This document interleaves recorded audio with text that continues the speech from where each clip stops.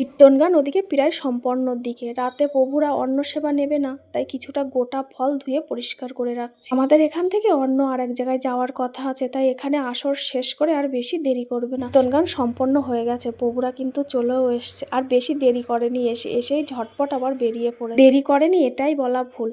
আমার আত্মীয় স্বজন যারা এসছে সকলেই কিন্তু সকাল সন্ধ্যা বাবার গান শুনে অভ্যস্ত। তাদের সঙ্গেও কিন্তু বেশ খানিকক্ষণ গানের পরেও সময় কাটিয়েছে। আজকের দিনটি কিন্তু সারা জীবনের মধ্যে একটা বিশেষ দিন। কেউ যদি আমাকে লক্ষ লক্ষ টাকাও দিত, আজকের আনন্দটা তার কাছে কিছুই না। আজকের এই আনন্দের কাছে টাকা পয়সা ধন সম্পত্তি সবকিছুই যেন মূল্যহীন। এই ভয়েসটা দিতে গিয়ে এই মনটা ভারাক্রান্ত হয়ে যাচ্ছে, চোখের কোণে জল চলে আসছে। সবকিছুর যেমন শুরু আছে তেমন শেষটাও তো আছে। একটা বছর ধরে তিল তিল করে জমানো স্বপ্নের কিন্তু কেবলমাত্র একটা ধাপ পেরিয়েছি। প্রভুরা এখন রওনা দিয়েছে, এবার যাব চলো মায়ের পুজোর দিকে। দ্বিতীয় ধাপটা হলো মায়ের পুজো সম্পন্ন হওয়া।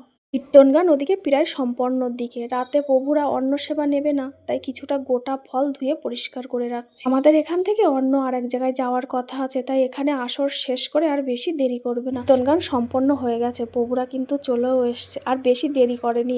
এসেই ঝটপট আবার বেরিয়ে পড়ে। দেরি করেনি এটাই বলা ভুল।